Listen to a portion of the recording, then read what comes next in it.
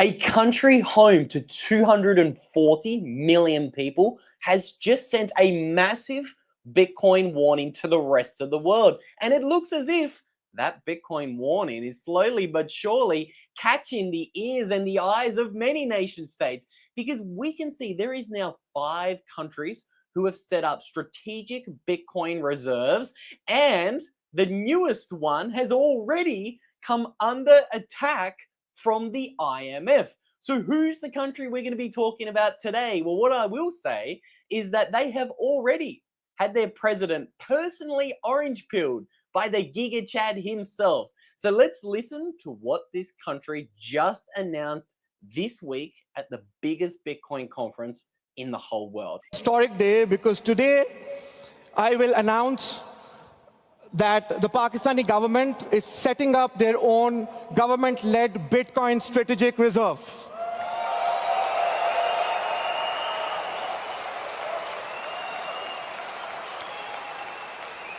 And this wallet, the national Bitcoin wallet, is not for speculation or hype. We will be holding these Bitcoins and we will never ever sell them.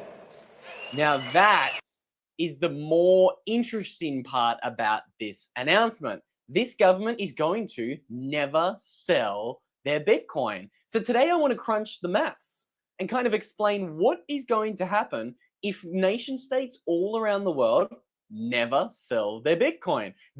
All of this hype and news, let's not forget, this is happening at a time when 900,000 Bitcoin have left the exchanges over the past 2 years alone. So I think a lot of people are not stepping back, zooming out, and remembering that Pakistan is not the only country pledging to never sell their Bitcoin. Every Bitcoiner knows by heart, never sell your Bitcoin, right?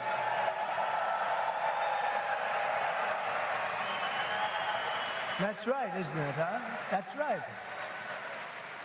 How did I figure that one? Never sell your... All right, so that is the historic video of Donald Trump himself, new president of America, home to what is supposed to be a Bitcoin treasury of about 190,000 Bitcoin. So before we get down to breaking the maths and having a look at what might happen in a hypothetical world, if nation states all around the world begin adopting the same strategies that America, El Salvador, and Pakistan have adopted, let's quickly break down the news. So I did mention the fact that the IMF has already come out and tried to attack Pakistan. Let's break down that news because I've got an interesting article to show you guys, because it didn't take everybody's favorite, oh, I need to be careful of what I say, this is a live stream, everybody's favorite Bitcoin hater to come out and very aggressively come after Pakistan, the country, the newest country with a strategic Bitcoin reserve. So have a look at this. The IMF is questioning Pakistan's plan to allocate 2,000 megawatts of electricity toward Bitcoin mining amid energy shortages and budget talks. Ooh, now there's 2 interesting rabbit holes there. Budget talks. Wouldn't it be a surprise if Pakistan is on the loan hook from the IMF? I think they would be. So again, the IMF is trying to say, look, if you want that loan that you so preciously want, maybe you're going to have to dump Bitcoin. That's the one interesting element that I saw with this little news headline. The other, let's have a think about things. Pakistan right now has a grid that is failing. What is the solution for that? Why not adopting something that incentivizes other forms of energy usage and balances the grid, like Bitcoin mining? This is literally what's happening in Texas. The grid is not only being saved, but it's being balanced by Bitcoin miners. Again, I don't want to get too nerdy and too technical with you guys, but it's really interesting that the IMF is saying, yeah, don't adopt Bitcoin mining. You know, it incentivizes other exploration of new energy resources and, you know, ways to mine energy in a country, and it balances grids. That's bad. You shouldn't be doing that. So again, they're trying to piece together these dots that Bitcoin uses a lot of energy. That's true. It does use a lot of energy, but it also incentivizes the build out of new energy infrastructure. Have a look at Africa, for example. In Africa, a company called Gridless is literally going in there and employing Bitcoin miners all around Africa. And these Bitcoin miners are incentivizing the build outs of mini grids. Okay, we're gonna get real nerdy here, maybe at the end of today's stream, but let's break down what the IMF is saying. Now, this is really interesting. Now, this again, oh, look at that. My suspicions were correct. Ongoing negotiations. Wow, look at that. The IMF, of course, is trying to rope Pakistan and say, hey, look, if you adopt Bitcoin, we're sorry, but we will cut your funding. It's as simple as that. Very interesting. The IMF delegation, currently conducting virtual discussions with Pakistani officials, is expected to schedule a separate session dedicated to the government's electricity plan for Bitcoin mining. Look at that. How quick were our friends at the IMF? The Pakistani president literally announced this days ago at the 2025 Bitcoin conference, and the IMF has already come down and said, yeah, you know what? We can't have that. But again, there were signs that this was going to happen. Recently, Pakistan appointed CZ from Binance. He is, of course, the CEO of what is probably the largest crypto exchange in the world. I don't know who's bigger, Binance or Coinbase. Let me know in the comments down below, guys. I know it's a little bit of a battle from time to time between Binance and Coinbase for that top one, spot in the world when it comes to exchanges. But this news came just a couple of months ago. Pakistan came out and they said, yeah, we're going to actually appoint CZ for a strategic crypto advisor. At the time, we made a video on this. We said, okay, this is interesting. Yes, they're muddying the waters a little bit between crypto and Bitcoin, but pay attention. Maybe some intelligent individuals will get in the ear of the officials in Pakistan. And that is what looks to have happened. Because now we can see there's no more muddying of the waters in Pakistan. They're openly talking about Bitcoin strategic reserves. Would it have to do with the fact that maybe their main man has been orange pilled by Bitcoin's main man? The man in the orange suit? Potentially. So this is the crypto czar of Pakistan. And I am not going to try to pronounce his name because I'm going to embarrass myself in front of the 264 of you guys tuning in between YouTube and Rumble and Twitter. Welcome. Welcome on this fine Saturday afternoon. So again, what's really interesting is finally we're seeing a little bit of recognition that it's Bitcoin. There is no second best. And we're also beginning to see what I think is hilarious and fascinating, and that is the IMF continuing to come after anyone or any country, any nation state who wants to adopt a Bitcoin standard. Now, let's not forget what happened recently. We obviously had El Salvador go into a little bit of a battle with the IMF. The IMF said, look, for you to get that loan, for you to get that, I think it was a $2 billion loan just a couple of months ago, El Salvador said you have to dump Bitcoin as legal tender. And El Salvador did. It looks as if there's a little bit of to-ing and fro-ing happening in El Salvador because El Salvador has publicly stopped the, let's call it a mandate. I don't love that word, but they're not accepting Bitcoin and forcing everybody to use it as legal tender, but they're still buying Bitcoin despite the IMF saying you have to kick it out of the country. IMF says El Salvador is going to make efforts to stop Bitcoin buys with $120 million payments deal. So again, this is brand spanking new. This came hot off the press on May 28th. That's literally 3 days ago. And we can see it's really interesting here. The IMF said it's reached an agreement with El Salvador to pay the country $120 million following an initial review of its $1.4 billion agreement struck late last year. So it looks as if they're trying to dangle even more money in front of El Salvador to try to convince it to stop buying Bitcoin, because there's a little bit of double messaging going on here. The IMF believes it's convinced El Salvador to dump Bitcoin as legal tender, but El Salvador continues buying Bitcoin. This here is hopefully a chart of the El Salvador's official holdings. It is, and this is as of May 28th. They are still buying a Bitcoin every single day, despite the IMF having a little bit of a dig at El Salvador and pleading and getting on their knees, begging them to dump their Bitcoin. But that's not happened yet. Why is that?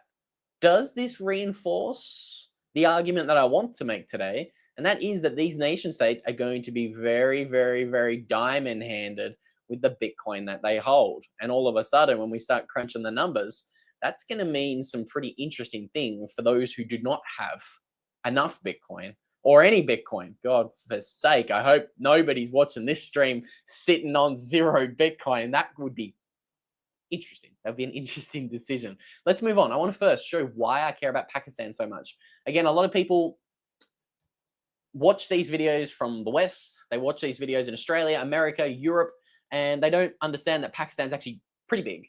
Okay, $337 billion economy. They're not in El Salvador. They're 50 times bigger than El Salvador. 50. All right. Big news, big number, okay? 50 times bigger. Now take a peep at that. $337 billion worth of GDP. Oh, hang on, my maths is out. My maths is out. Let me correct myself. They're 10 times bigger than El Salvador. All right, I haven't had breakfast. It's 6 p.m. over here in Europe. I apologize. Pakistan is 10 times bigger than El Salvador. It's a big deal. It's an order of magnitude bigger.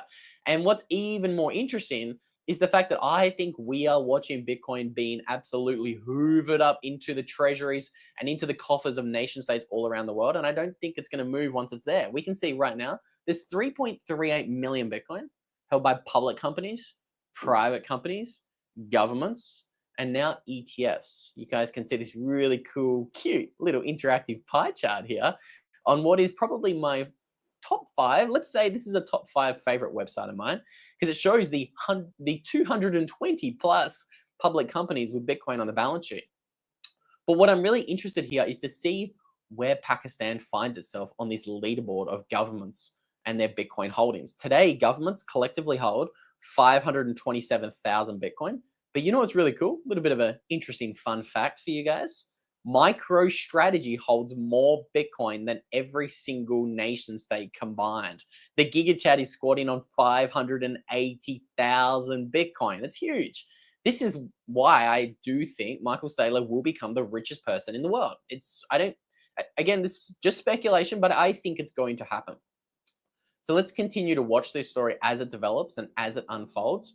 But again, as I continue to harp on here on the channel, there are so many nation states making strategic Bitcoin reserves or mining Bitcoin quietly. Again, the little tweet that we showed today, we weren't just looking at, the countries with a strategic Bitcoin reserve. We know Ethiopia is openly mining Bitcoin. We also know that other countries like Saudi Arabia, the Kingdom of Bhutan, they're all mining Bitcoin. They're all owning Bitcoin. There is a ton of nation states right now, I believe, contributing to what we're looking at on screen right now, and that is the supply being suffocated. That is Bitcoin being ripped off the exchanges, and this trend is not slowing down. Nothing stops this train. It's accelerating. And I think as we see more nation state adoption of Bitcoin, we're going to continue to see Bitcoin's biggest haters and Bitcoin's biggest critics continue to, let's say what it is, crumble. Okay, they're going to have to be forced to adopt Bitcoin, whether they do it publicly or whether they do it privately. Now, this is a little bit interesting because I've just found out a multi-trillion-dollar Bitcoin hater has just quietly been buying MicroStrategy shares. Of course, we're talking about Vanguard. They're one of the biggest holders of MicroStrategy. And I want you guys to really have a think about what this could potentially mean for Bitcoin, because Vanguard isn't the only enormous giant being forced to get some sort of Bitcoin exposure privately, while publicly they're saying, hey, we're not the biggest fans of Bitcoin. I'm going to remind you of the 21st largest central bank and their interest in Bitcoin position in a moment. But let's listen to another multi-trillion-dollar bank, UBS. They haven't yet adopted Bitcoin, but like Vanguard, it sounds like they're going to have to in the not too distant future.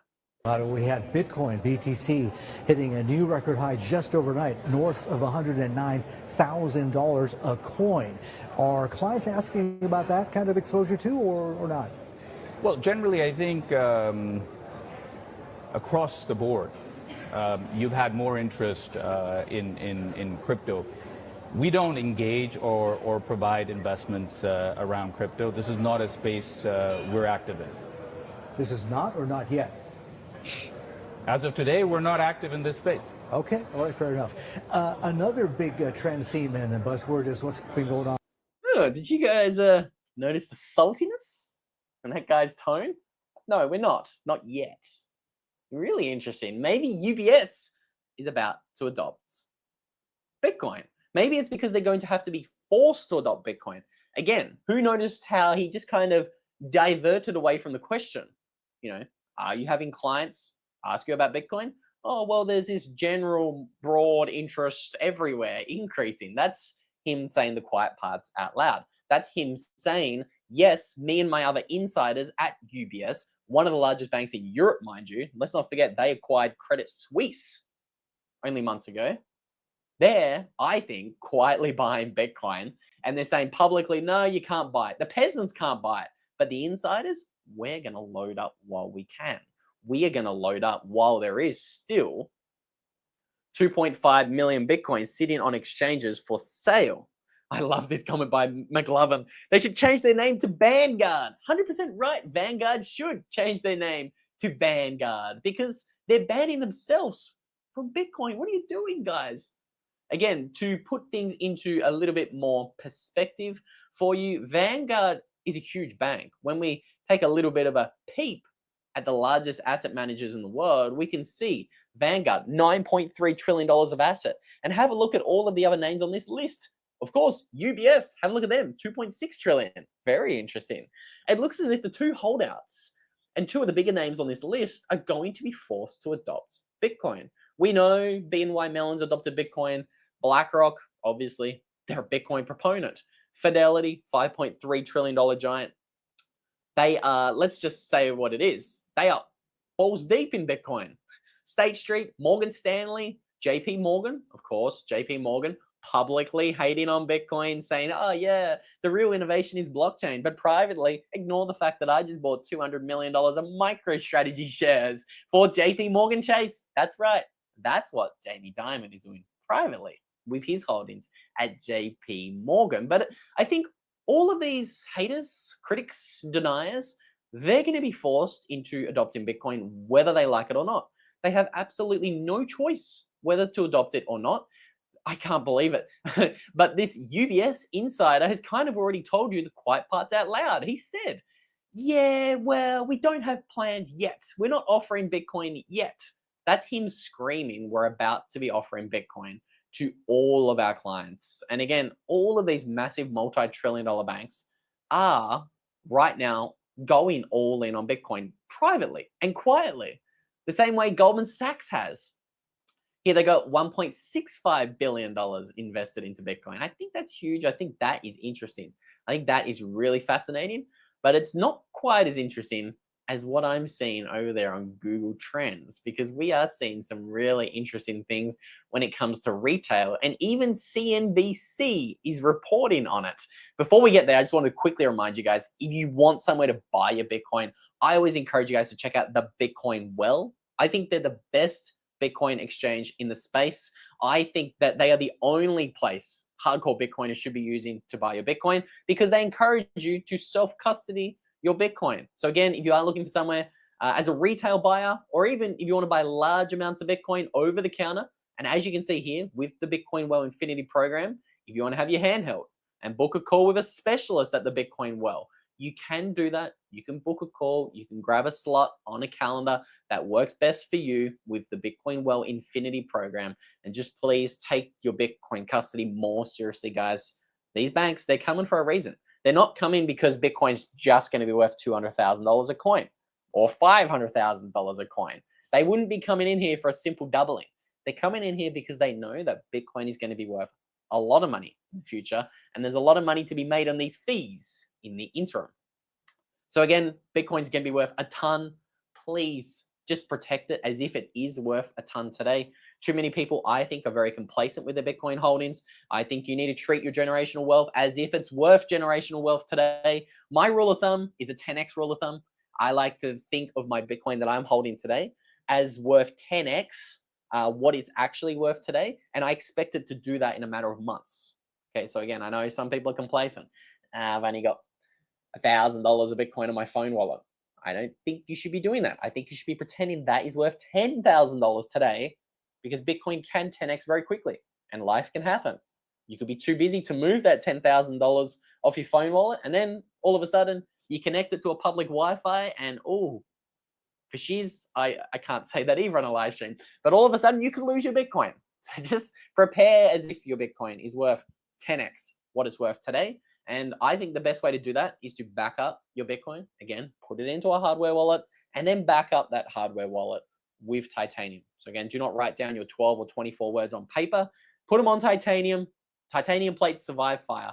Super easy to use. This is why I encourage you guys to get the titanium plates from Stampseed, and you can get 15% off anything you want to buy from Stampseed with that promo code Luke15. Now that you've got your Bitcoin protected the way it should be, and hopefully you've got enough Bitcoin, you can start getting more bullish with me, because I simply think, again, my thesis here is that governments are going to hold Bitcoin for the long term. I don't think they're going to be traders. The Pakistani official there on stage openly said, we're not trading our Bitcoin.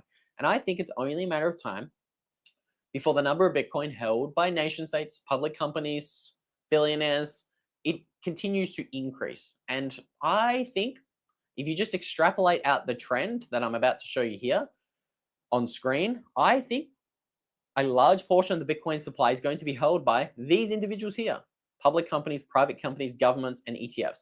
In the past 18 months, the majority of this 3.38 million Bitcoin has been hoovered up by public companies, private companies, governments, and ETFs. Okay, think about that. In the past 18 months, the majority of this 3 million coins has essentially moved to the treasuries of entities who are not going to sell it. This is where the maths gets mind-bending, because we know that about 4 to 5 million Bitcoin are lost forever. Now, in the past 18 months, we've just seen a buyer enter the market who's hoovered up 3 million coins. And that might not touch the market for a very long time. Let me be conservative.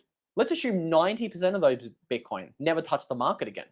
I think that's conservative. Sure, there's going to be some public companies who'll sell Bitcoin. Sure, there'll be a couple of nation states who fumble the ball and let us hand their Bitcoin and sell it like Dave Portnoy. There could be some. Don't get me wrong. But I think it's safe to assume 90% of the Bitcoin in these entities is going to be held for the long term. What happens if in another 18 months, another 3 million coins is hoovered off the exchanges? What if it actually happens even quicker? Well, I got a chart to show you that actually backs up that point, because I do think it's going to happen even quicker. It's just simply extrapolating out the trend that we're seeing today. So have a look at this. Public companies and ETFs are buying Bitcoin at a parabolic rate. It's been hoovered up. It's as simple as that. So I think it's not wild to assume in another 18 months, by the end of 2026, all of a sudden, we could see ETFs, governments, private companies, and public companies sitting on 7 million Bitcoin. That's really not that much of a crazy extrapolation. These entities could be sitting on 7 million Bitcoin. We know that about 4 to 5 million Bitcoin is lost forever. That's half the supply gonzo. Potentially never going to see an exchange or the market ever again. Potentially. Do the maths. Do the maths. How much do you think Bitcoin's worth if half of the supply is potentially never going to see an exchange again in 18 months? That's the maths.